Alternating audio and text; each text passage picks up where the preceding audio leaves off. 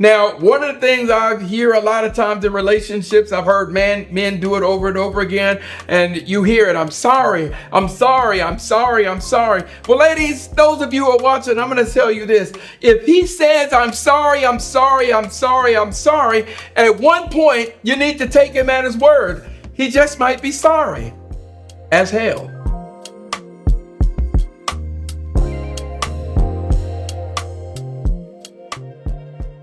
Welcome to the Dr. G.O. White Show. Now, in this episode, we're going to do something a little different.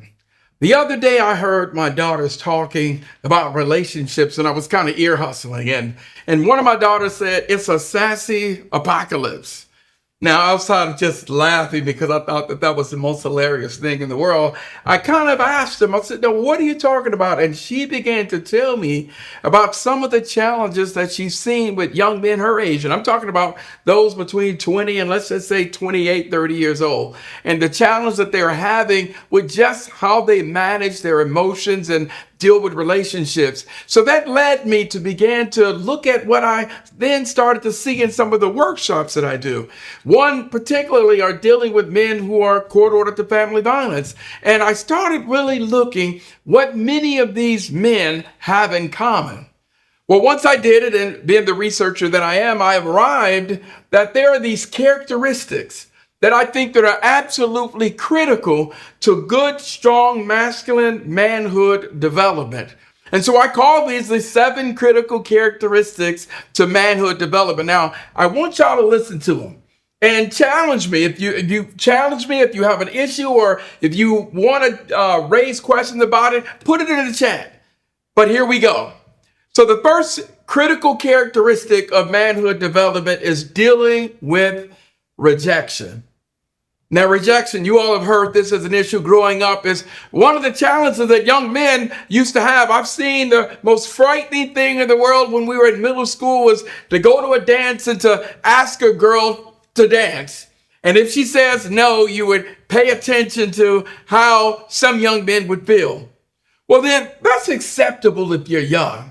But as you began to get older, if you found yourself still handling rejection, something at that level as difficult, then it's something we need to take a look at. Now, by the time you reach an adulthood and you're at a party and you ask someone to dance, now it's a little different.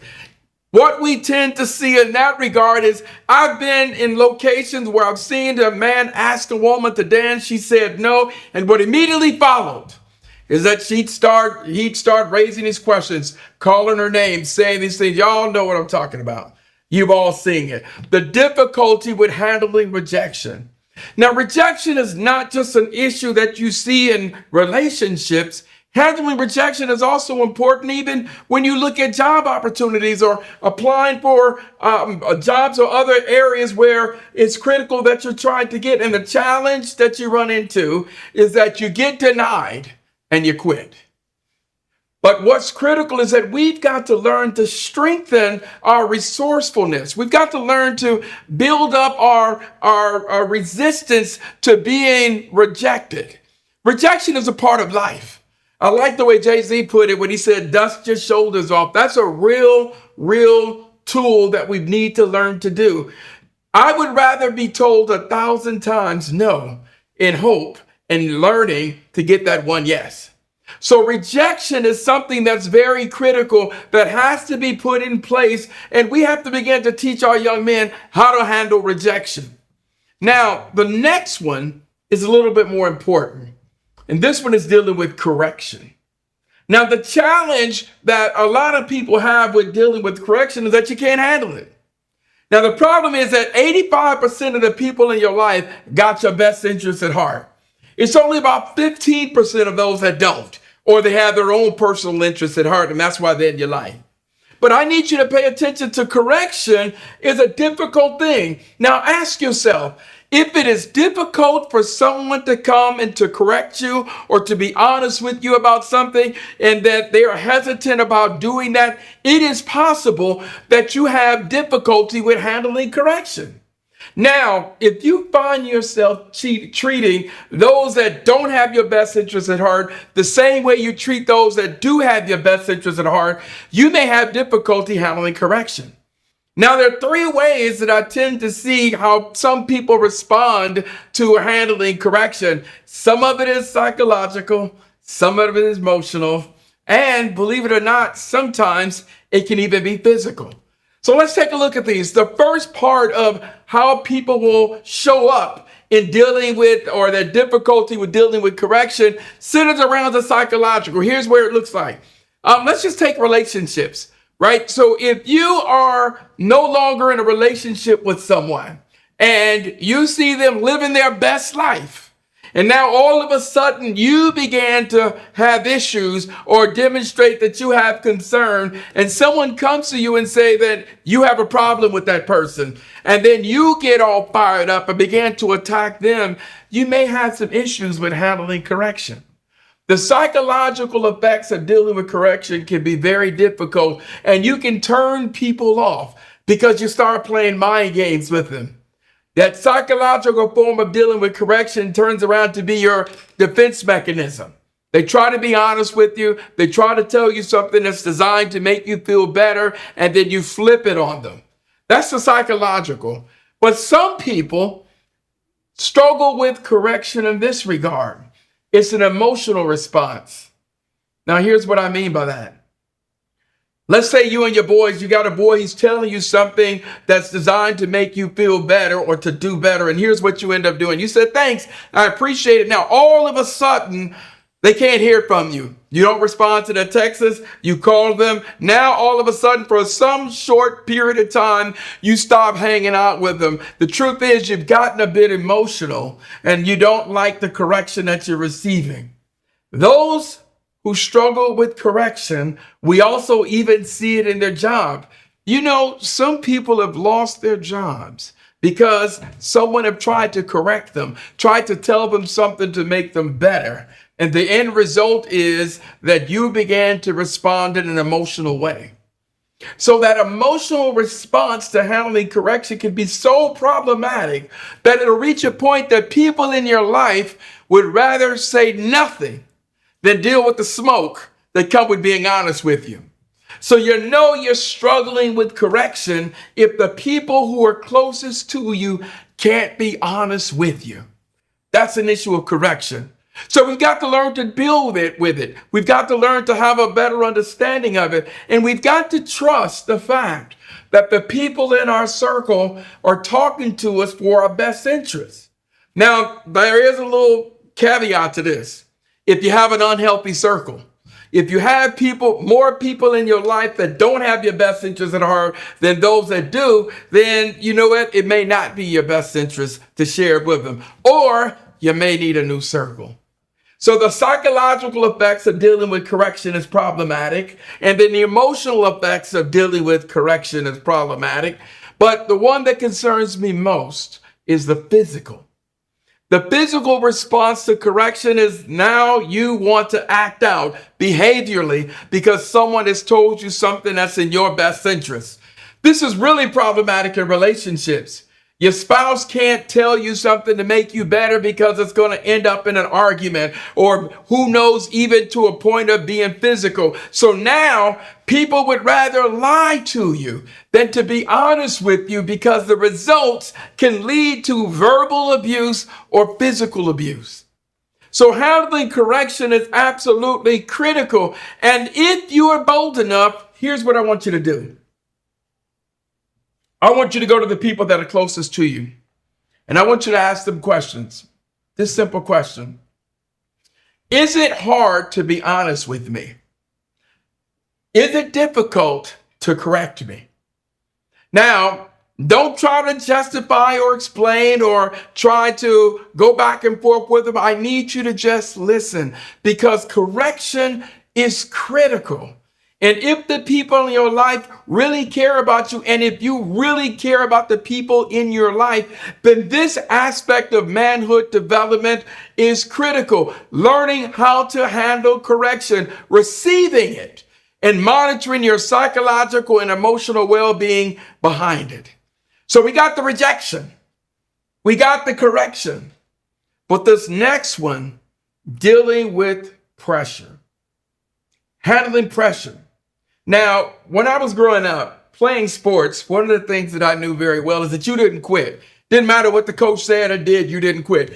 Our parents wouldn't let us quit.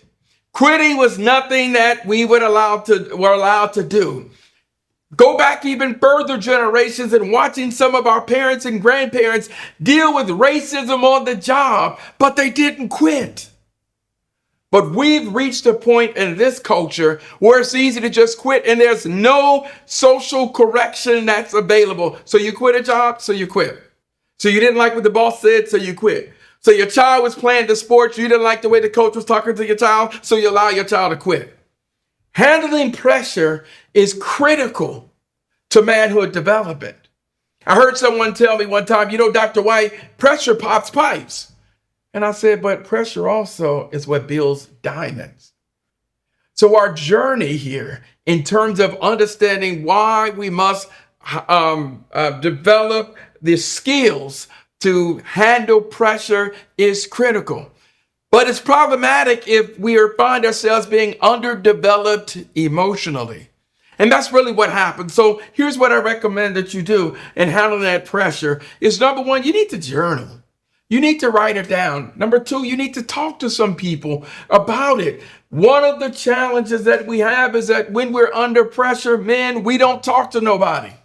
You don't even talk to the people that's in your circle. And sometimes you find yourself just quitting, leaving a job or leaving the opportunity because it was too much pressure. But the pressure is critical. This characteristic is very important even in relationships. From marriage to dating, you've got to understand that there are going to be challenges beyond your control and your mate's control where pressure is going to be upon you. Pressure to perform at a job, pressure to leave a job, pressure to make an important decision. So we've got to develop the emotional tenacity to handle our pressure. So these characteristics that we're talking about, again, I'm helping you understand that this is what's important and how we began to really construct the idea of manhood and masculinity. So we touch on rejection, we touch on correction, then we touch on dealing with pressure.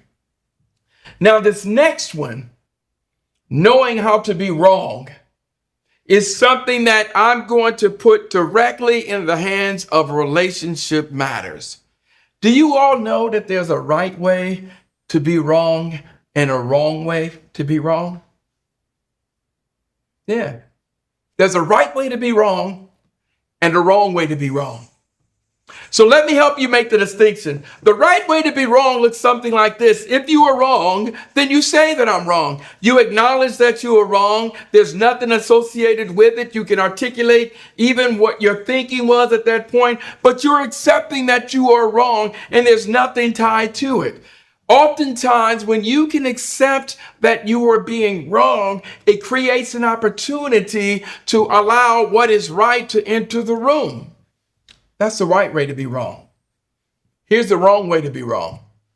Someone tries to come to you to correct you about something, or they come to you to try to tell you about an issue, and what you do is you immediately hijack the situation. It looks like this. Yeah, I knew I was wrong, but what about you? What about the stuff you do? No, let's put it all on the table. If we're going to be wrong, let's talk about it. And now, all of a sudden, you've hijacked the situation. You can't have people come to you, or people will be hesitant about coming to you if they've got to get all of that smoke. The wrong way to be wrong begins to look like that, where you take it and you turn it around, and before it's over, they're apologizing to you. So now you've developed this defense mechanism that makes it difficult for anybody to tell you that you're wrong. And there's also this more subtle way that I see how people are wrong. And it looks like this. And it's a wrong way to be wrong too. You begin with an apology, but you attach the behavior or the consequences to something else. And it looks like this. And you sound all heartfelt and everything. I was wrong. And I realized what I did, and I know I could do better. But if you hadn't done this, honestly, if you hadn't done this thing or that thing, we probably wouldn't be having this conversation. But I know I'm wrong. That's another wrong way to be wrong. But the right way to be wrong, again, it creates the opportunity to improve communication. It creates an opportunity to improve relationships. And most importantly, it creates an opportunity to improve the way we come to understand one another. So take the right way to be wrong and add this next characteristic, and that is taking responsibility. Now, one of the things I hear a lot of times in relationships, I've heard men do it over and over again, and you hear it, I'm sorry, I'm sorry, I'm sorry, I'm sorry. Well, ladies, those of you who are watching, I'm going to tell you this. If he says, I'm sorry, I'm sorry, I'm sorry, I'm sorry, at one point, you need to take him at his word. He just might be sorry as hell. So what I'm getting at here is taking responsibility means owning it. Now, the challenge is that growing up, a lot of times, we didn't really see the men in our families or in our communities accepting responsibility. We didn't see men say, you know that I was wrong and I'm going to improve in this direction or that direction, or I know I was wrong and I'm going to take responsibility and I apologize for how it impacted you. We didn't see that growing up. What we saw was the hijacking of the situation. We saw an overdeveloped defense mechanism where we changed the tide or the tables of the conversation, but we didn't get the opportunity to see as men in our community. And some of us as children, we didn't see our fathers tell our mothers that I was wrong and accept responsibility. This is a critical characteristic that we have to learn to develop and build within ourselves, to take responsibility, learning to own it, and don't connect it to anything else. Now, let me say this. There may have been some other things that were left neglected that your partner didn't do, but that's not the time that you bring it into the room. Learn to accept responsibility. If you can do this as a characteristic of manhood, you will be more welcoming to people. So we go from knowing the right way to be wrong to accepting responsibility. And even with all that in place, the one thing we have to understand is consequences. There are consequences to our behavior. Yes, you may apologize. You may have been honest. You may have even been authentic about your apology. But still, there are consequences. It's almost like if you were to jump off a building, a 10-story building head first, and question I ask is, would that be punishment or would that be the consequences? I tell you that's the consequences. Consequences are just the natural result of behavior A resulting in the consequence B. So the consequences are important and we have to accept them. Now, here's what's difficult in that. Someone may apologize to you. You may accept their apology. Or let me say that they may accept your apology. They may say, we good, but I'm still not dealing with you no more. She may say, I accept your apology. I'm good, and we're good. Now, the challenge is that when someone does that and you struggle with the consequences of your actions, that what ends up happening, you go and then you pull from the rejection bag. You go and pull from the wrong way to be wrong bag. And now all of a sudden you're trying to turn the tides around. Now you're bringing up old issues because your issue is that you apologize, they accepted it, and now you expect people to move on. But that's not how consequences work. Consequences are the result of your behavior. You see it in your job as well. You've made some mistake or you made a bad decision on a job and the supervisor accepts your apology, but still says, I have to let you go. And then you take it to heart. And now you are insulted or you're upset because now you believe that you've given of yourself because you came forward and you said that you apologized. The apology and taking responsibility and the right way to be wrong, all those things are important, but consequences are sometimes consequences. So now the relationship is over. So now the person doesn't want to be with you no more, but they're good. You have to learn to accept the consequences of your behavior and own them. Now, with all 6 of those characteristics, the most important is the last one. And that's integrity. When all the dust settles, you've got to be a person of integrity. The integrity is wrapped up into your word. The integrity is manifested in your behavior. The truth of the matter is, your word is like value on a stock market, and that value stays high until your behavior says something different. Move by your integrity. Wrap your integrity in your relationships and how you engage in people and how you communicate with people. Your integrity would then begin to come forward. These characteristics, when we bring them all together, I'm saying are the building blocks for what's critical to developing and building strong manhood development. Or, as my daughter said, to end the sassy apocalypse. I'm Dr. Gary O. White, and this is the Dr. G.O. White Show. Now, sip on that.